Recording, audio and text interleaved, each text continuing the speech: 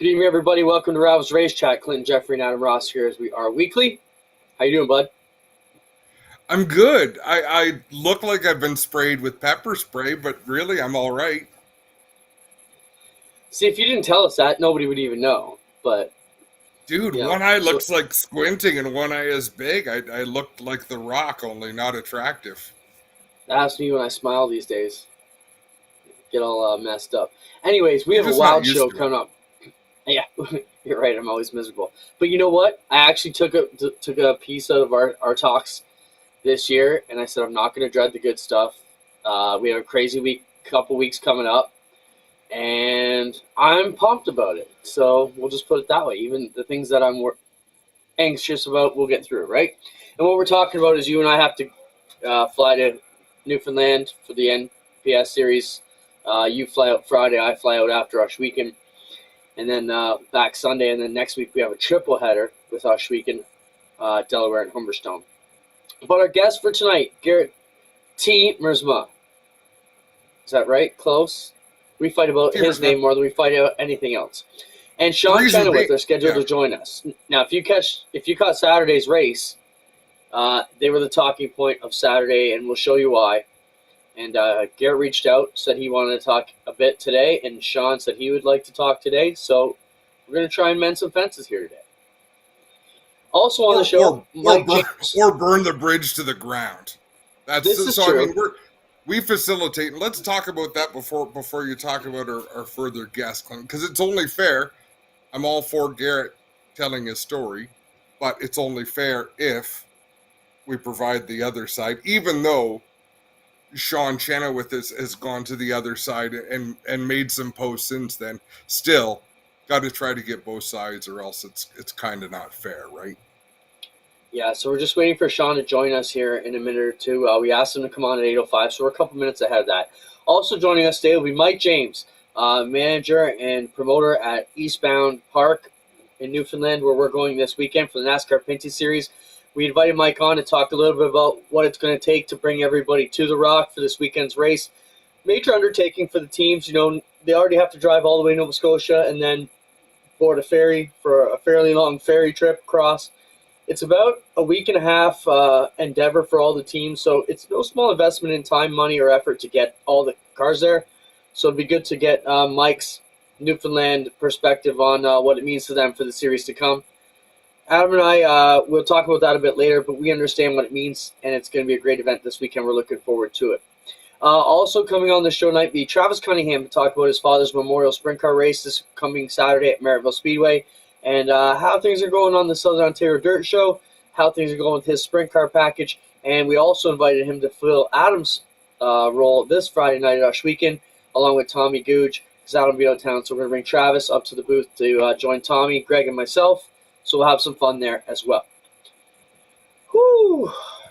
Good We're also going choice. to talk... Good choice. Travis knows his stuff, but he also knows the microphone, right?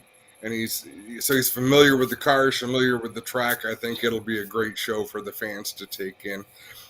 One thing I didn't think about until I watched the news tonight, Clinton, did you hear about that submarine that is lost at sea? You know what? To be truthful, I was kind of on vacation since the end of Peterborough, so I didn't really catch much of anything. I've been out of the loop, so no.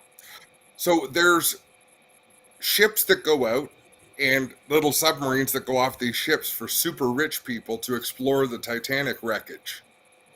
And one of them has gone missing, with a couple of billionaires on board and the CEO of this company called Ocean Gate. They launched from St. John's, Newfoundland. In fact, Wow. when Angie and I went out on our whale watching tour last year, I was looking at these impressive looking boats that were parked not far from our hotel. And they had these weird pods on the back of them, and that's what they were. So there's going to be all sorts of, could be all sorts of attention. Apparently they have 40 hours of oxygen left if they don't find them, and if the thing hasn't already been destroyed. So It's like a 60s deep sea sci-fi movie or something. Yeah, totally. Crazy. So there could be a lot of activity. The other thing we might get to tonight is artificial intelligence in racing. for a lot of people who hear about AI and what it's all about, I can tell you it is infiltrating our genre of racing already, and we'll show you a little demonstration on how some of us are using it already. And also, abusive officials on there. We just want to talk, just a public service announcement. We may or may not get to that tonight.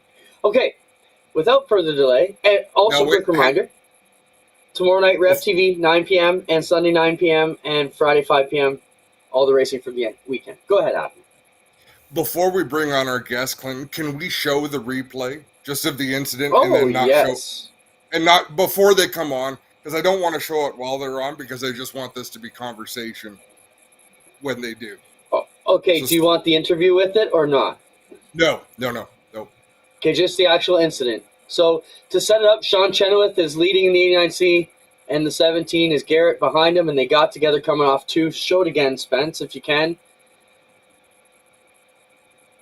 This is after about a mid-race to three-quarter way restart, I think. I'm not sure where we were in the race. And then Sean showed his displeasure under caution.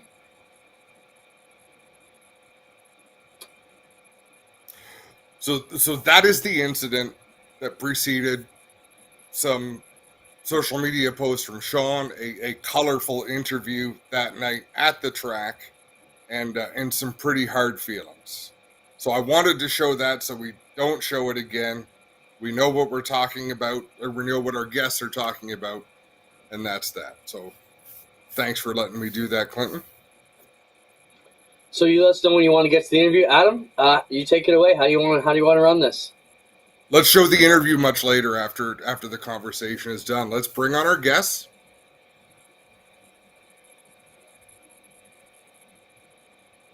And I want to thank you, Garrett Temersma, Sean Chenoweth, for agreeing to come on. To set things up, the two of you, to my knowledge, as of this afternoon, had not spoken since this weekend. Is that correct, Garrett? That's correct. All right. Garrett, let's have you say your piece first. Sean was interviewed Saturday night. He's made some posts. You have been largely quiet since the race. So for that reason, we'll let you go ahead. Well, thanks for having me on tonight, guys. But part of the reason why I was so quiet as well is probably because of the amount of commotion that came out of the whole entire incident. I'm no person to shy away from controversy, but I also know when it's time to take a beat. But I also felt like I wasn't asked necessarily what happened from the outside as well, and it was just a lot of I don't want to say speculation, but kind of speculation. I mean, you see what you see. But I've had, I think, about as many messages towards me telling me that I deserve to be destroyed at every chance possible for the rest of the year, as well as the amount of messages that have told me it looked like a fairly coincidental or unfortunate racing incident where it takes a lot of rewatching to fully understand what happened, or at least that's why I feel like it. I've never been a driver that intentionally spins people. I don't understand why that narrative maybe has gotten across from fans more than anything. I don't think Sean has spoken anything poorly of me other than when he was emotional in the interview right after, which is completely understandable. I mean, I called out 3 drivers in my interview after I got destroyed last year at Peterborough too. And I just wanted to talk about how, especially to sort it out for the fans, that I didn't intentionally do it. I hope you guys understand that I didn't intentionally spin Sean Chenoweth. I also feel talk like us through. It was, yeah. Just talk us through the incident itself, and then we can get into the background and the chatter that happens after. Let's talk about that restart. You restarted on the outside, took advantage of the choose rule. You go into turn number 1, and Sean gets the advantage. Take it from there and walk us through what happened. All right. So, yeah, I was on the outside, took the outside. We ran a full lap. That incident was coming out of turn two on lap two of the restart. Um, and then my spotter came up with there was a gap. There was a gap. There was about a car length plus a nose for me to get down in front of Nagy. And I feel as I was coming down at the same time, Sean Chenoweth was getting loose. Now, I certainly did not leave any room for error. There was no room for margin. But as I'm sure you guys are aware, Peterborough Speedway doesn't leave much room for margin. And at that point in the race, we have 13 laps to go.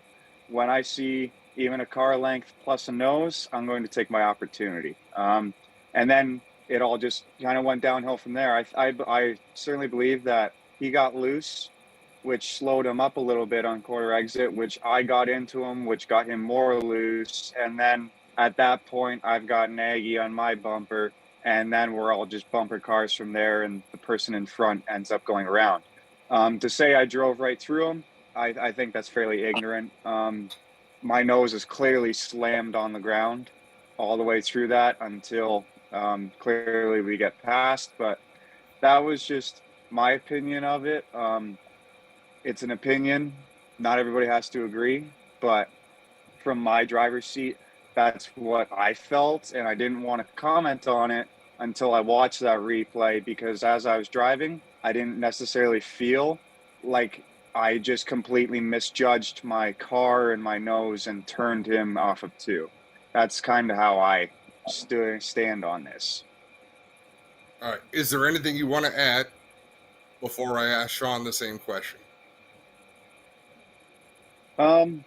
No, I don't think so. I think that about sums up my position and summary of the incidents.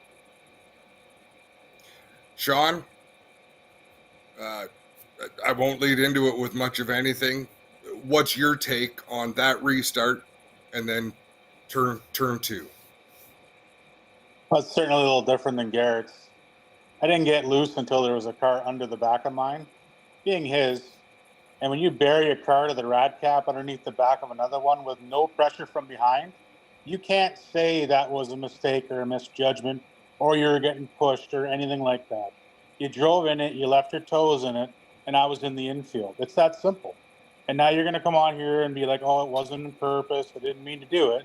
You're full of shit. And I've had enough of this young guy show up with your helmet, wreck my shit, and go home attitude. Like 20 years ago when your dad raced, this didn't happen because you didn't do that stuff because there was repercussions when you did. Well, that was a short and sweet sound clip. Moving forward, how do you move forward from this, Garrett? Because obviously, Sean, I believe Sean when he says that things might get difficult for you as the season goes on. I'm sure you're going to keep showing up to the races. What is the next step that needs to happen, Garrett, for you to be able to get back out there and go racing? Well, first, I got to fix all the crap on my car simply because I don't know if I've solved all my issues yet. Regarding the, I don't know, sick of this crap. I don't necessarily, this is the first incident I've had with Sean. The only other time I've actually been into it with Sean was when him and I had bumping and rubbing at Delaware in the finale, which he got the last bump, I believe, which was completely okay. I don't recall having an issue with Sean ever, so I don't know about the being tired of it. I think it's improper to look at me as this kid. I'm a 24-year-old man. I mean, I work on my car just as much as Sean does, or as much as really any of the super stock guys do. And to say I'm full of crap and lying on GeForce TV, I also feel that's. I mean, it's from Sean's opinion. I'm not allowed to say it's not true, but I mean, it's my word or his word. I don't understand why people would think I You would want turned to a spin car him, in front of a especially. whole field. I don't understand why people would think I would want to spin a guy, especially considering. I mean, I went to the back too. That was not a win situation for me either. You know, not only, I can't say it ruined my year, but it made it a heck of a lot harder. Finishing 10th.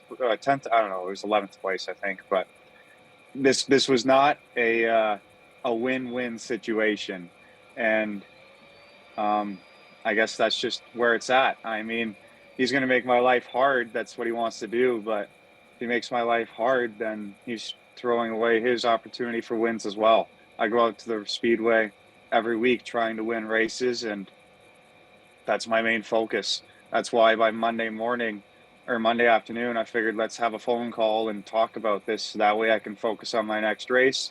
I typically forget about the race Sunday morning because we have another race next Saturday week. All right, and that's fair. Sean, I don't want to drag this out for the hour, but Garrett got to speak first. I think you should get to speak last. And then at that point, we're going to thank you both for coming on, because beyond both of you saying your piece, I appreciate you both doing it. I don't know how productive this time would be beyond, but what's your reaction to that, Sean? And what can we look forward to? I will look forward to some good racing coming forward. Like you said, there's no doubt in my mind his life's going to be miserable when he's around me on the racetrack. I'm not dumb enough like him to turn a guy in front of the whole field and jeopardize everybody else's equipment, but his life's going to be miserable anytime he's near that car of mine. And that's the bet he put himself in. I don't really care. He can smile and grin and do whatever he wants. I really don't care. And if I'm pretty sure we're going to go to the drivers' meeting the next time we go, and I'm going to be told any retaliation, you're done. That's fine. I'm fine with that. I'll sell all my shit and move on. But his life will be miserable if I'm allowed to race. Clint, is there anything you want to add to that? No, I think we had enough fuel to the fire. Not our intentions, obviously, but Garrett reached out. Sean was obviously vocal on his side, and I think that's our Burger Barn video of the week, how we're going to close this out. But, Sean has an interview. I would just like to say, obviously, Garrett, I can tell you at the core of mine and Adam from the day one, it's been to put both sides of the story. We're not telling any, especially from the live broadcast. Sean got the opportunity to speak during the race because he was on pit road. You finished the race and drove back to the pits. The show moves on. We don't really get a chance to go back and reiterate exactly what happens. Almost the exact same thing that happened to you last year at Peterborough. You got to speak. The other guys didn't because they finished the race and went back to the pits. So just want to let you know we're certainly not choosing sides. Obviously, even if you didn't come on, Sean's interview was going to be the Burger Barn Bit of the Week. I would like to say, I think, Adam, maybe you and I should throw an opinion out for these guys.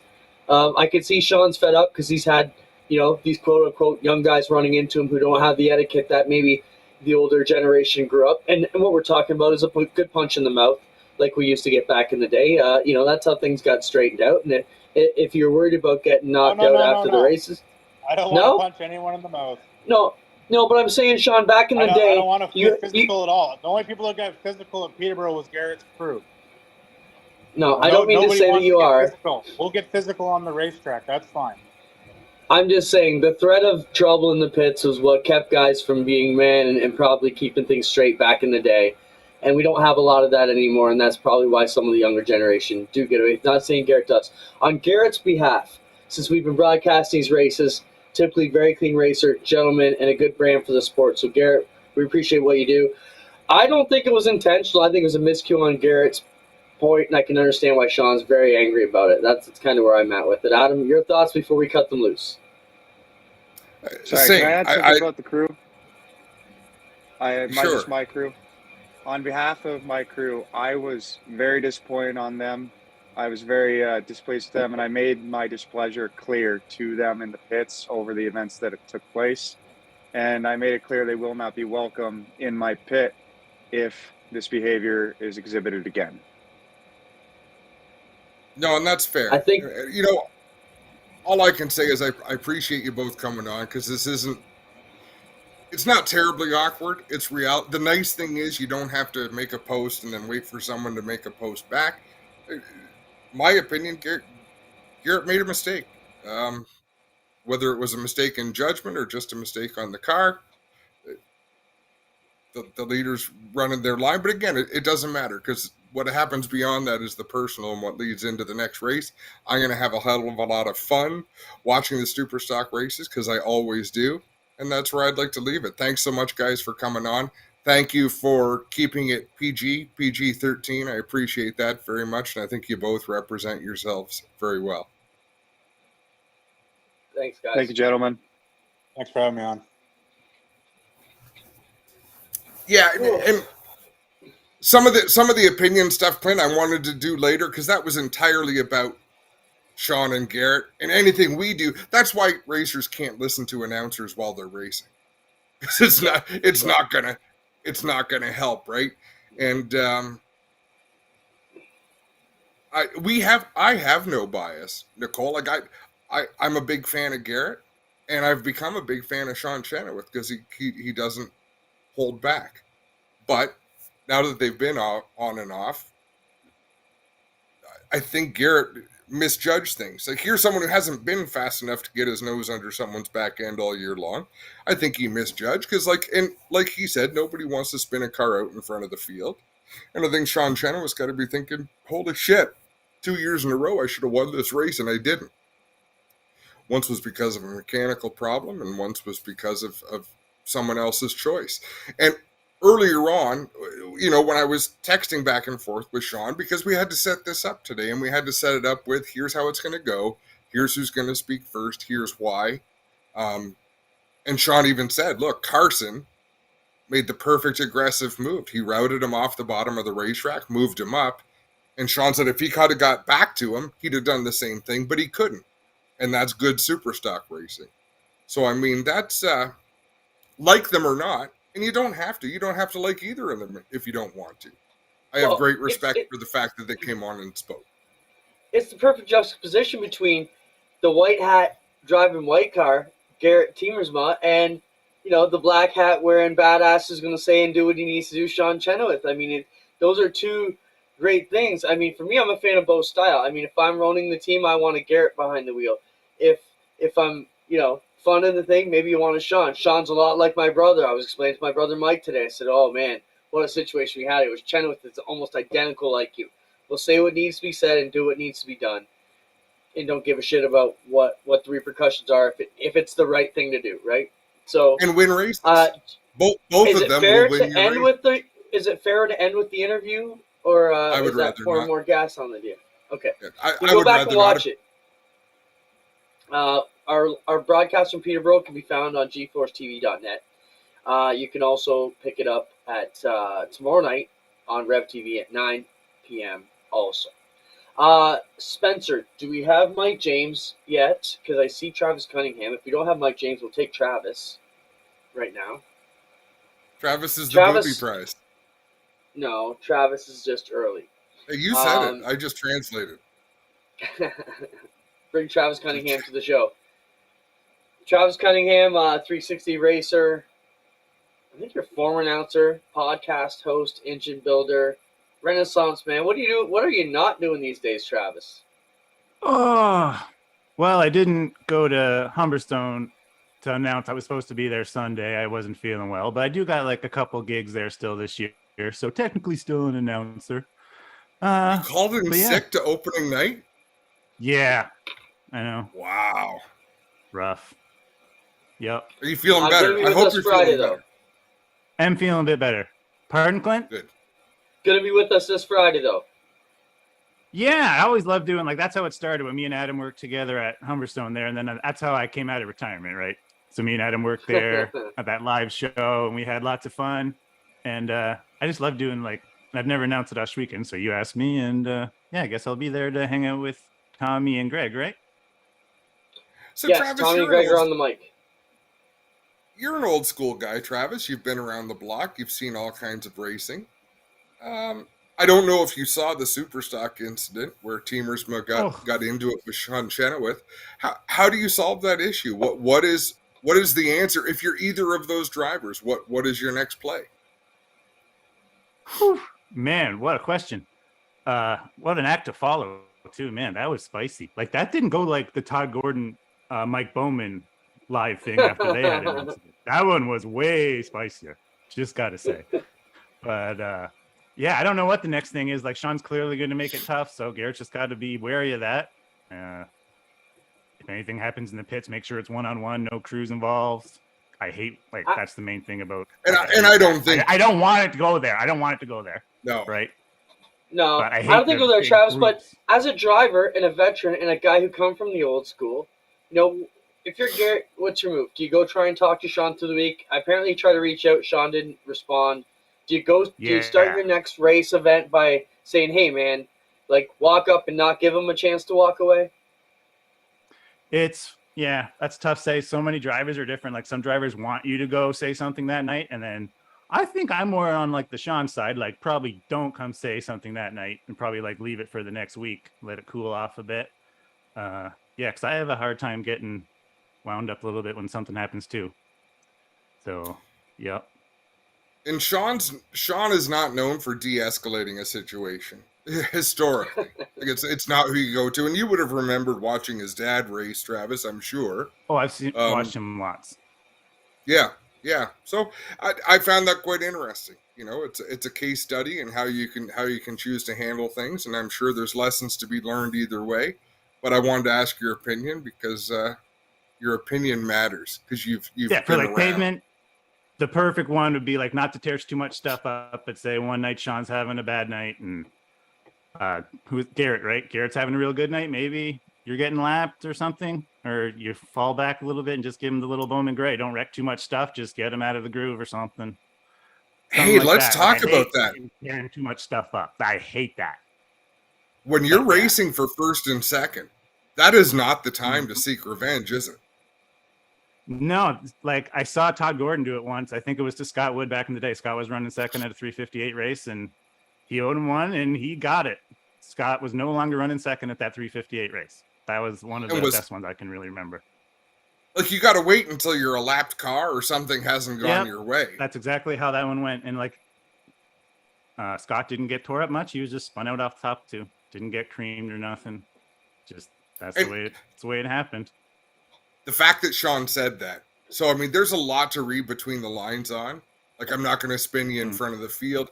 I don't see him doing something off a turn 4 at Delaware. There's walls on both sides.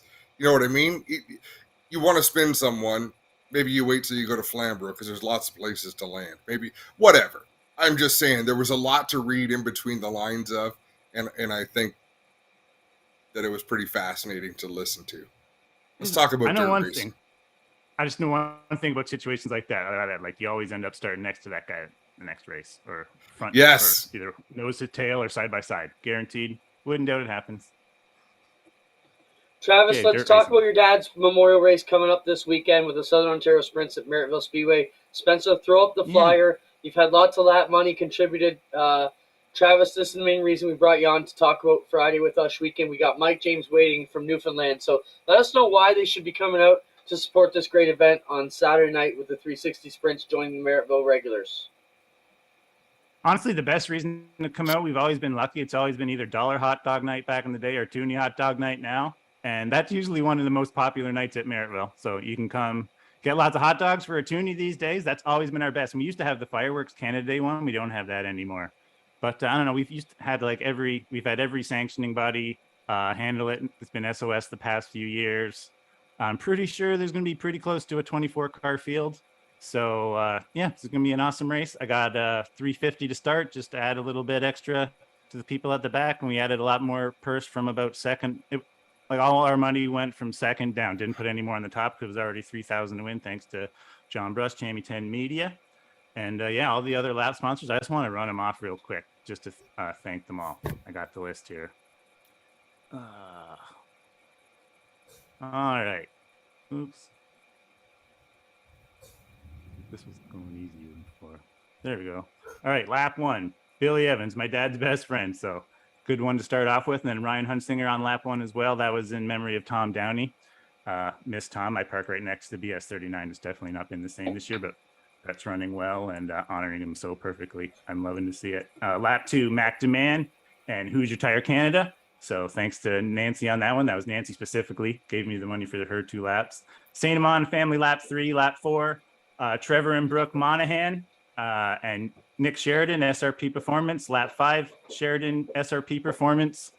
Lap 6, Nathan Ackland. Lap 7, Dylan Westbrook, DWR Automotive. And I believe Palace Racing. Yeah, Palace Racing on that one as well. Lap 8, Hillsboro's Racing. Lap 9, Gabori Motorsports and James and Angie Evans. They're Billy's son and daughter-in-law. Lap 10, Kevin Lovey's Lap 11, Jamie Turner and Burbage Racing. Lap 12, Chuck Barton. Lap 13, Diablo Motorsports and George Parsons. He was a crew guy on Jordan Sims' Pavement Late Model, APC, and he's one of our old customers. Lap 14, Hillsboro's Racing. That's like the Matt and what's the other guy? Josh Hill. Hillsboro's, those 2 laps. Lap 15, Max Tire Supply, Roger Luzon. Lap 16, Curtis Gartley and Ben from Larmit Racing. That's a lap in memory of Larry Gartley. Lap 17, Corey Turner and DWR Automotive as well. Lap 18, Pretzels Auto and Jeff and Shelby Durnan. Lap 19, Alan Downey and Amy Malek. Lap 20, Pretzels Auto and Jeff and Shelby Durner. Lap 21 is the Krutchka lap. Krutchka family, thanks Clint. And MK Security added another 50 on that one. Thanks, Mike. Lap 22, Wesley Shaw. Thanks for all you do promoting the sport. Lap 23, Steve Gary and Memberly Bill DeRoche. Lap 24, True North Racing Podcast and Hoosier Tire Canada. And rounding out the laps, 25, BRPI Racing Series. Thanks, Beef. So, yeah. Right all on, that money's, Travis. like I said, 2nd and 24th. This is the first time we ever raised money or anything like this, and it was definitely a little bit more of an ordeal than I thought it was going to be. So, yeah, thanks to everybody for doing it. It's a worthy cause. Yeah. Right on. Thank you. Now, I was going to say, will you come out and race Friday? But there's nowhere to race Friday, is there? So that works out. No, I'm well. going to be in the booth replacing you. I'm going to wear my Adam Ross mask. Yeah. Nice. Oh. Nice. He must have been Halloween store this week. All right, Travis, we got to move on. Thanks, buddy, for joining us. Yeah. We'll look forward to seeing you with us Friday night in the booth and Saturday for your dad's memorial race in honor of Gary Cunningham, renowned engine builder and Travis's awesome dad, who we lost a few years ago. Thanks, Travis. Thanks, guys, for having me. Been a blast. Cheers. Right on. Now we're going to get ready early and fly all the way to the Rock, where Mike James is waiting by to talk to us. And Mike James is quite the character, Adam. Your classic Newfoundlander, full of pizzazz, energy, and just dying to have a drink with you. We didn't get to have any with Mike last year. We got to have a couple drinks, but Mike wasn't part of the gathering. But maybe this year he'll get together with us and take us out for one. I think he had a sick child, didn't he? Like he had a legit excuse. It was disappointing. He wanted to go out and hang. Sorry for looking down. I was sending some text messages to our previous guests just to thank them and make sure all was well. I think you and I both do that a little bit. If it's a guest that you bring on, you shoot them a note. It's always good that people take the time. I'm trying to send Spencer screenshots and pictures too as we're rolling too. So, Mike James said he was connected. I don't know, Spencer. Do we have him? Hey, there we go. There he is. Mike James. God, I feel old. I'm starting Happy to just feel to be here. Well, you ready? It's been a crazy. I'm best guy, man. It was a bit of a crazy day. Why? Mike? What do you mean What's why? up, He's Mike? got NASCAR coming this weekend. What do you mean why has he got a crazy day? Mike, let's talk a bit about the ordeal. And not the ordeal, but the undertaking these teams make. Because, for our fans, it's maybe just another race. But it's not easy to get all these teams to the Rock. Maybe explain what you know about the logistics, where they met, how they're getting across on the ferry, what that experience would be like time-wise and logistics-wise.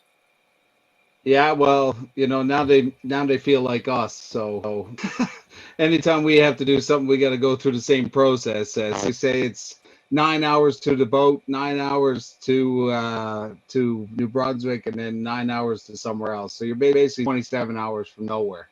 But it is a trip. That's the reason why we called it Eastbound Park. We are eastbound, and we're excited for all the teams to take the effort to join us this weekend. Last year was a hoot, man. It was just unbelievable to see 22 cars in that field, and to see it continue to grow this year. Again, it's absolutely incredible. But most of the teams, they got a bit of a drive all the way to City, Nova Scotia. They board a ship and they get on the Love Boat, basically a cruise ship. It's got a bar, it's got cabins, and then they sail all the way to Argentine and Labrador, and then they take an hour and a half trip up to the track, and they're there. So it's a bit of a process, but we do know how to throw a great party down here in Newfoundland and Labrador, as you two both know. I can vouch for that. That was a good time. Listen, what are we doing Friday night? I hear I'm going to be on George Street Friday night. I don't know much of what's going on, but I'm looking forward to it. Well, a lot of teams are going to become honorary Newfoundland and Labradorians. I'm not sure if you got screeched in last year, but we're going to have an honorary ceremony on the main stage on George Street, which is the most famous street in North America. For those that don't know, it's like Bourbon Street in New Orleans on steroids, with an Irish twist. But it's a great little place, great cuisine, beautiful restaurants, a lot of Irish pubs and whatnot. So the drivers are going to be out there in their suits. They're going to do a fan fest. They're going to actually do autographs. They're also going to be with our friend, the Canadian Snowbirds. They'll be on hand. So we'll do that. And then we also have a free live concert, free for all ages down there on the street. Country music recording artist Justin Fancy, as well as Caroline East will be on the stage.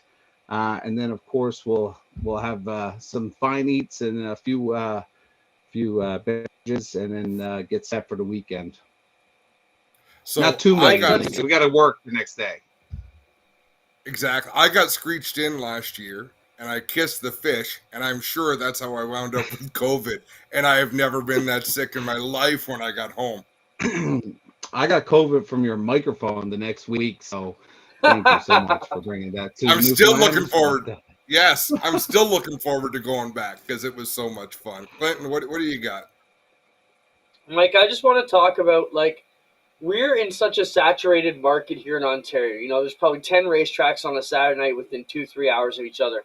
You guys are so isolated that it was really an experience that Adam and I got to witness last year, that your fans are really great motorsports fans, and it was almost like the Beatles were coming to town to have DJ Kennington and all these races that they watch weekly on TSN. It was a different reception for the Pinty Series than we see a lot of the places we go in our neck of the woods, because we're saturated with it. You know, and talk about how the fans all came back. Like, it rained Saturday, they hung around all day, and then you had almost everybody come back on what wasn't a perfect Sunday. It still wasn't great. We got the race in, but man, your fans are so loyal, and they come from so far.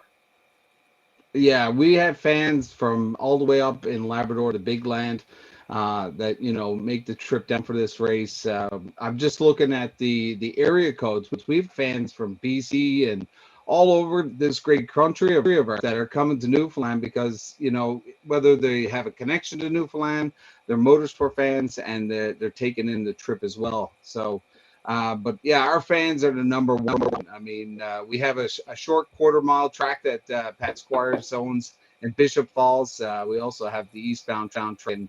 For the last 10 years, you know, that's grown significantly. And one of the coolest things about this year, guys, is that Pat Squires' dream is finally going to happen. Last year we had 2 drivers from Newfoundland in the Pinty Series. This year we have 5.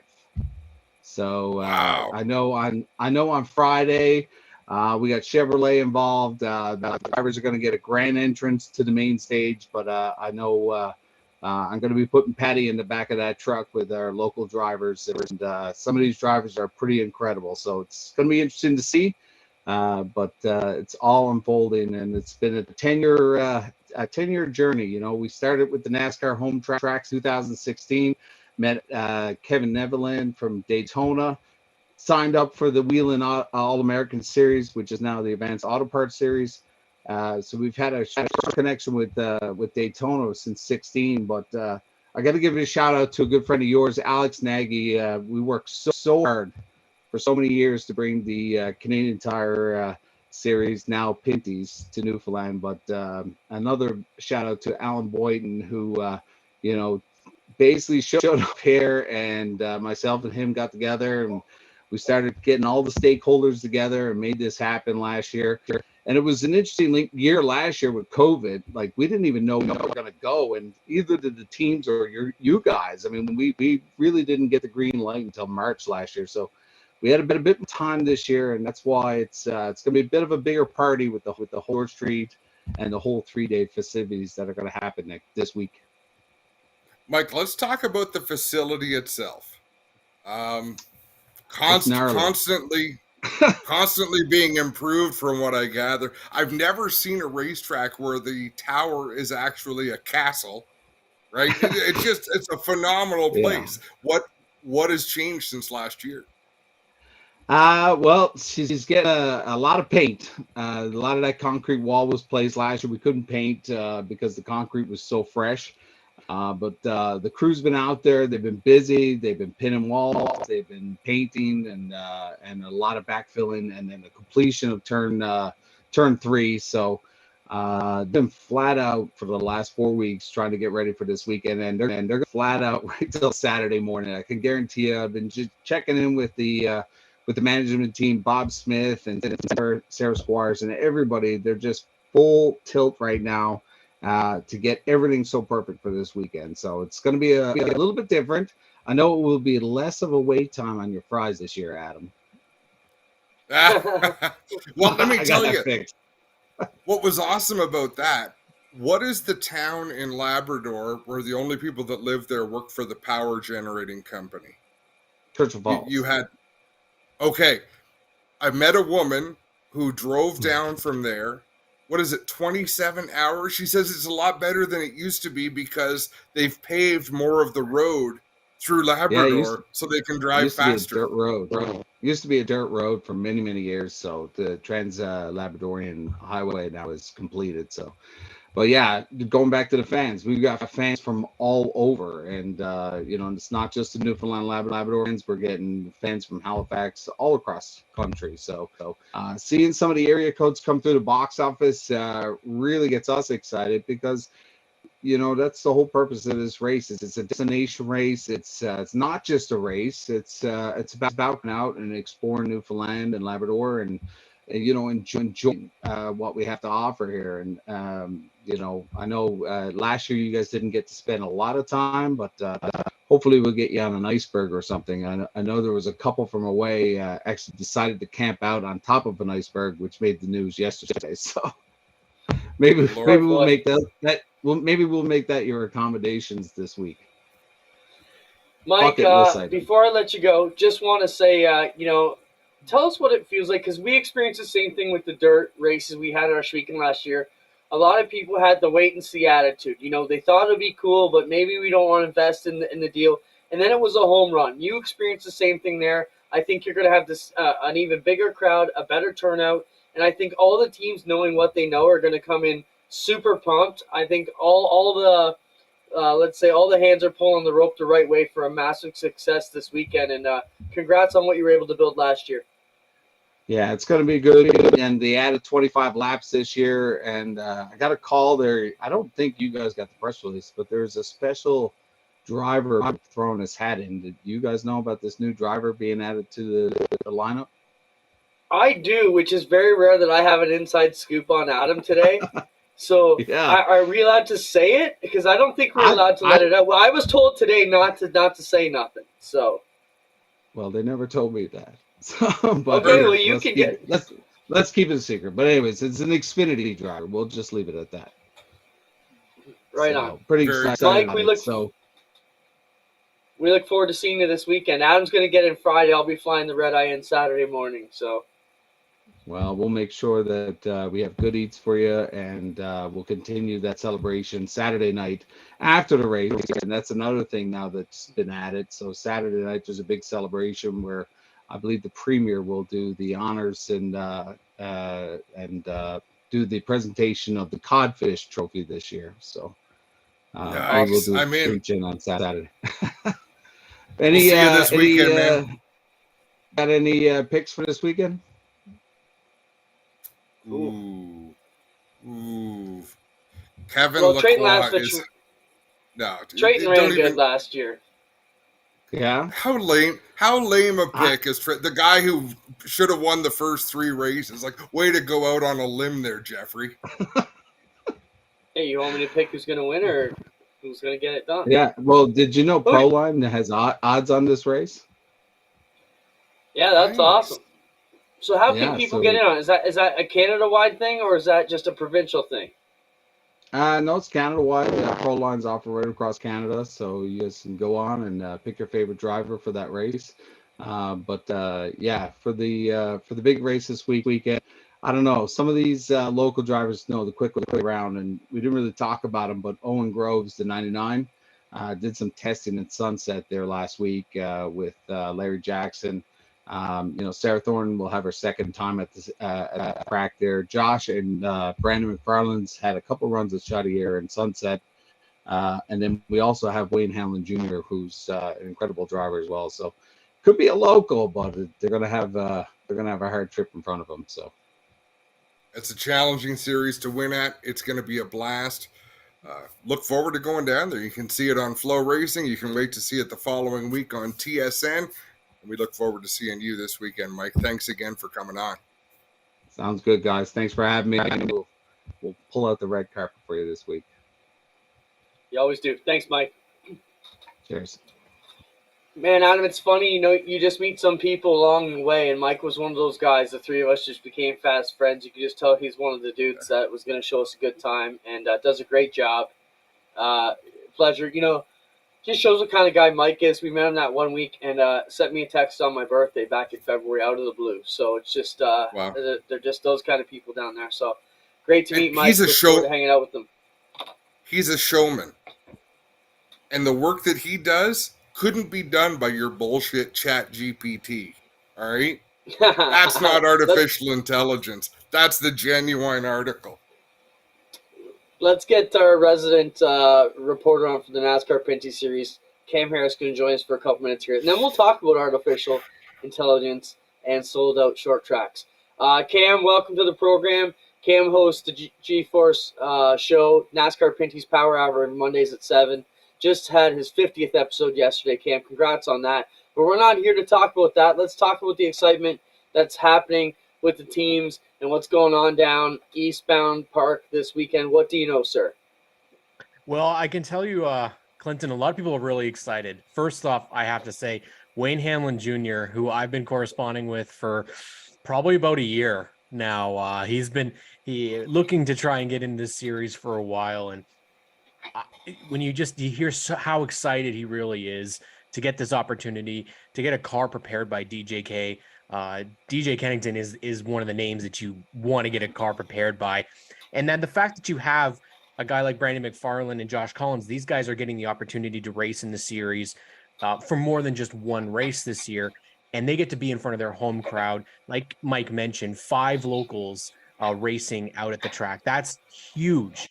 And that's what we like to see. I like to see that type of a response, getting the local racers in, because that's what the fans want to see. They want to see their locals as well as the regular stars of the NASCAR Pinty Series. And there was a lot of stuff that's happened since our race at Chaudière that I'd be very curious to see how things go. Obviously, there's some penalties that took place, some crew members that aren't going to be at the track. And you obviously have 2 names that have stood out so far this season as the best of the best. Been basically going back and forth for the wins in the first 3 races of the season.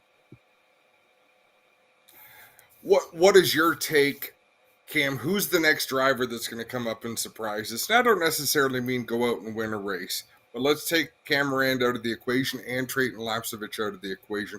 Who's going to be the one that can come up and kind of show through consistency and hitting their mark at the right time that they can contend?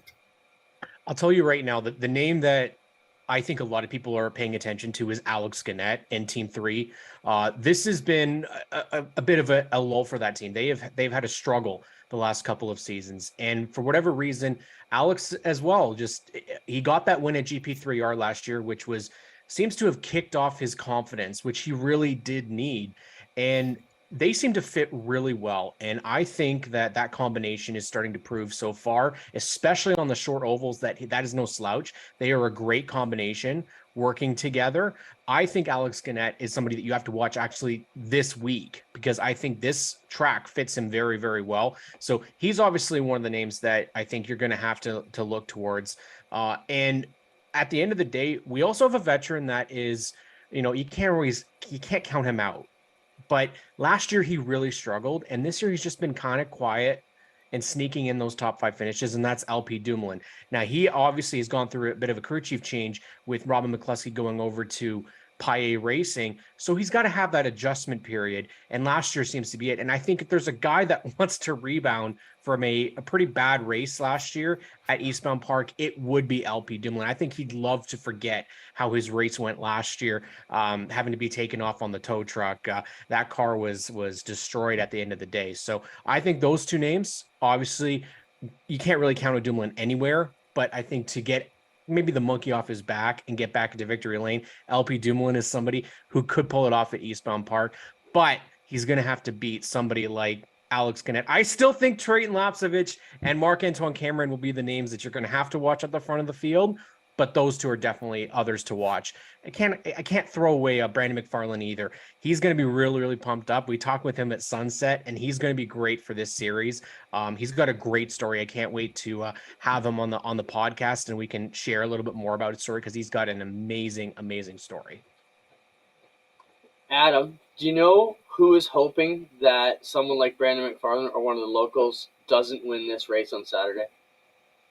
Our livers. Because the party that would be going on Saturday night, if one of these Newfoundland guys can win at home, we may never get off the rock.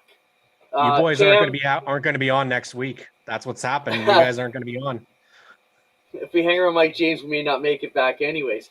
Cam, thanks for joining us, man. Just want to say congrats on 50 episodes. Yeah, pleasure to have you on the channel. You've done a great job, and keep pushing the series forward. It needs more guys like you out there promoting it. Thank you guys for giving me the opportunity. I'm absolutely thankful and can't wait to do 50 more. Absolutely. Right, thank you, Cam. Here. Cam Harris, host of the Pinty's Power Hour here on GeForce TV Monday nights at 7. Well, the kind of enthusiasm that makes us tired. Yeah, I know. Do you remember when we were so eager like that 20 years ago? Now half the days I pray for it to rain. No, it's not true. But bah humbug. Don't dread the good things, right? That's all it. Right. Put that on a t-shirt. Time for our ChatGPT talk. So, I've been hearing about this artificial intelligence, right? And I used to pay you to write our press releases. I downloaded this one late night, just messing around, and thought, let's see what this is all about. So, Spencer, if I just go to my ChatGPT, you can see my screen, right? Is that where we're at? Okay, so I see your screen. This is ChatGPT. So down here, you can just type a message. So what do we want to say, Adam? Let's write a press release. So one of the ones I wrote the other day was, I'm just going to find it here. Oh, no, that was the one you wanted today. So here we go. I'm going to copy this, and I'm going to start a new one. So in this box, you just put a couple commands, and the AI will write whatever you want. So here's the commands I wrote. Compose a press release. Oshweekend Speedway hosts UFO races this Friday. 3 classes of flying saucers will compete, and that should be 3/8 oval, not 1/8. And check website for details. All you do is press this button, Adam, and it's gonna make a press release for us. Okay, ready? This is unbelievable. So I can't believe how amazing it is. And it writes a good press release. It builds it to exactly Canadian press style, which, Clint, you probably wouldn't know this, but it's formatted exactly the way the editor of a publication would expect it to be presented to them. Okay, just read a paragraph of this for me, Adam. So we only gave it 4 commands. I can't see it. Yeah. Okay, compose a press release. Oshweekend Speedway hosts UFO races this Friday. 3 classes of flying saucers will compete on the 3/8 oval. Here we go. Oshweekend, Ontario, June 20th, 2023. Oshweekend Speedway is thrilled to announce an out-of-this-world event taking place this Friday as it plays host to the highly anticipated UFO races. Spectators are invited to witness the exhilarating competition as 3 classes of flying saucers soar through the air, battling for victory on the renowned 3/8 oval. Now, it goes on for 3 or 4 paragraphs here. I would copy that in, change a couple of the website addresses or the contact info. Unbelievable, Adam. Now, I know you're not a fan of this, but man, what a deal it is. Let's try another one. Give me a couple topics here. What do you want to do? I like the one I chose earlier because I could pick out all the flaws. Because you asked me that earlier, so I said, look, I want to see the Donkey Racing Association have an event at Flamborough Speedway. Yeah, and it's And that's crazy it. how many there actually are. So we did that. We'll actually maybe put this in the chat later, or post it on the website, or Adam and I'll share it. So here's, Same I thing. think it's phenomenal. Composer release, the Ontario Donkey Racing Association, round 2 of the 6-race series this Saturday at Flamborough Speedway. That's what you told me to put, and it composed a whole eloquent release about the Ontario Donkey Racing Association round number 2 and how thrilling it's going to be. We should pick at least one quote of it. But As the it is ODRA also 6-race series gains momentum, the competition promises to intensify. Skilled jockeys and their trusted donkeys will navigate tight turns, accelerate down straights, and so showcase their strategic prowess in an exhilarating battle for victory. Crazy. I didn't. So here's my issue. I didn't say anything about jockeys. I said the donkeys are going to race. I don't care if someone rides them or not. So there's a lot of things that could get thrown in there that may or may not be true. They talk about a state-of-the-art facility. It's not a state-of-the-art facility. It's a place that was opened in the 60s that hasn't I'll seen give that to you. So it's a Put lot us back of what on screen, Spencer.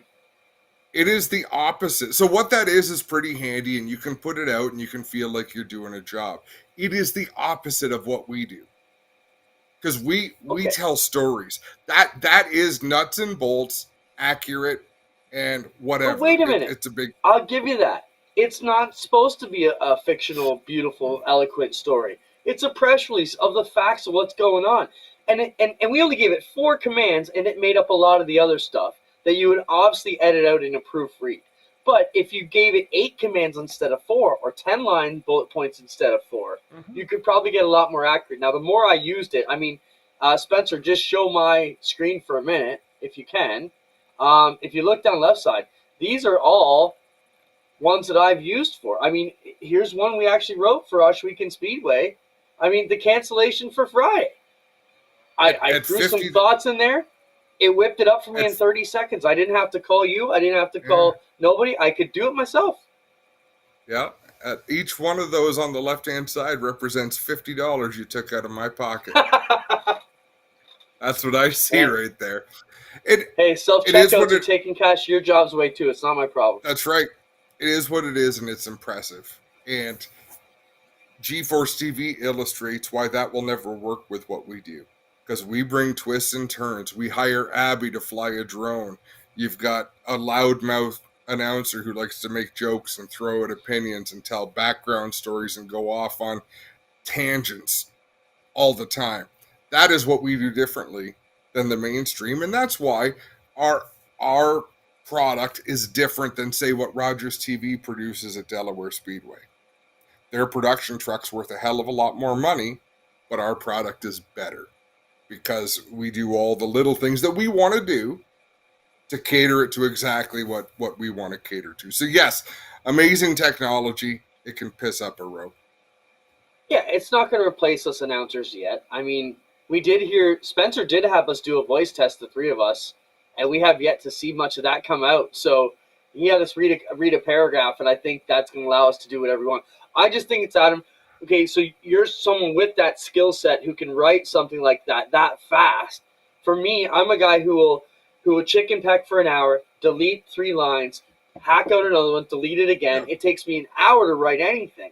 But I just thought that was a neat bit of technology. All our generation is hearing about AI and what it means, and here's a little sliver of it that we are using in our racing already, you know? And that's why I stopped writing press releases. Like, I was, your 3rd or 4th choice? Because I just, there's no life to them. There's no pizzazz. I'm with you, you know? But a lot of times, I'm just trying to get a message out quick, and I guess there's no pizzazz. But even in today's day and age, who reads a story for eloquence anymore? Give me the facts, Jack. I got the next thing to swipe on Facebook. You know, like. I hope we still have. Go ahead. I was going to say, I hope we still have those eloquent paper things today. Nobody got to look at it, so. Yeah. Trayden said he's suspicious of Ryden writing his essays with it. You know, I did show it to my kids. I said, but be careful because the teachers do know how to detect it. But here's the thing, Adam. If you're looking for ideas for a story in an essay, hey, I want to, it can at least put you on the right cast. So I don't know. For sure. Before we I sign hope out, these guys are still here. I hope Paul Pepper and them are still here, and Andy Camrath and all these great racers who get around a lot to see Brighton Speedway Saturday night. It's not to say, hey, this place did something your place didn't do. It's possible. Brighton Speedway, 2 hours before the start of their program Saturday night, was sold out. You could not go to Brighton Speedway Saturday night. If you decided at 5 o'clock you wanted to go watch the races, you were too late, because if you hadn't already bought your tickets, there were none left. Wrap your head around that. When have you seen that? When have you heard that? Like, congratulations to Mark and Angie Rinaldi. And why was it, Clinton? Why was it so full? Because they were having awesome late model racing, or amazing sprint car racing, or something else that requires a ton of money? No, because they were racing the friggin' school buses. School bus races.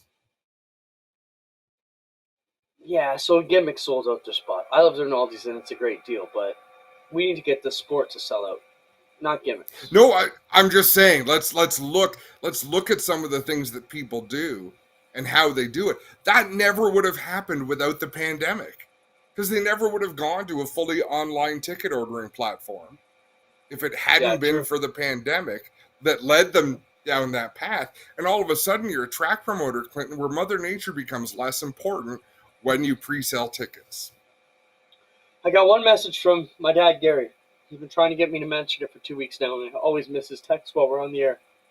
He said, we need to remember when we're talking to our, potential partners and track partners about the amount of viewership we have. When we look at 20,000 viewership from Mosh Weekend, that's 20,000 computers that are logged in at that particular time or whatever different time. We are not taking into account the multiple people that are sitting in front of some of these screens, and we are highly underestimating our total number of viewers just based off the view count on YouTube. And I think he's right there, because many nights we see 4 to 5 to 6 people to a viewing party here or there, just as much as it's solo people watching at home. So we appreciate all that. I made a point. No, I'm with you, Paul. Yeah, and there's a lot of crossover, that people who do go down there and then go to other places, and that's awesome. I had a chat with Stephen Ovens just before the show, and we were bragging back and forth on how great streaming is and how great the sport is. And I made a point to him that I want to point out, and I can't find it now. But the moral of the story is, as these audiences get bigger, streaming and live, there have never been more people on a Saturday night. Let's use Land of Legends, Canandaigua Speedway. There have never been more people decide to not go to a race or not watch a race as there is right now. Because the pool is so much bigger, you can afford for 5,000 people to say, yeah, I'm not going to go to Canandaigua tonight. Because the pool that you're swimming in has 30,000 people now in it instead of 20,000. So even though more people are choosing not to go, there's still a hell of a lot more left over that are going and filling in those seats. And it's kind of a different way. We'll need more time to break that down a little bit. But as you it's an draw interesting in backdoor more, theory. It's just like, who was the coach of the Toronto Raptors, the winningest coach in the history of the NBA? I can never remember his name. What they never pointed out, he was also the losingest coach in the history of the NBA. Yeah, because he's been around for 30 years. Yep. Right on. So anyhow, thanks everybody for watching. Hey, one last thing I want to say is I was going to the truck to grab something at Peterborough. I met 2 gentlemen standing over there in the shade, cooling off, and they said, hey, just wanted to say we watched GeForce TV. We're Flamborough guys, but we came out to Peterborough because we watched the race last year. It was so awesome we had to come check it out, and that's the spirit of it all. We definitely appreciate that. Don't forget Peterborough's race from Saturday and all the controversy we start off the show with will be featured tomorrow night on Rev TV, 9 p.m. to 11. So if you're a APC, our quick Superstock guide. Make sure your sponsors, friends, and family know. Rev TV hosts the broadcast again tomorrow from 9 to 11. It also replays Friday at 5 and Sunday at 9. We have some great time spots for you guys out there, courtesy of our friends Mike and Ed at Rev TV Canada. Well said. This week, We will see you next week, folks. Clinton, I'm looking forward to this weekend. I'm sorry I won't be there Friday, but we'll take the time because we're here. I can't do that no sleep and then go the next day and expect to be. You're very good on no sleep. I am useless without sleep. yeah, it's not going to be a day. Schweden goes off, and then I basically have to head right to the airport and sleep in my truck for an hour before we get on a 6 o'clock wheels up flight to Newfoundland. So that means got to Lenny be Wilkins. about 4:30 in the morning, and we're off to it. It's going to be a blast. Thank you, Rich, for that. Rich is my new wrestling buddy, Clint. I can go watch wrestling with him because he goes and watches Greektown Wrestling, so I'm pretty pumped up about that. It's good to know people with similar interests. Right on. We'll see everybody soon. Talk to you later. Thanks, Spencer. Cheers.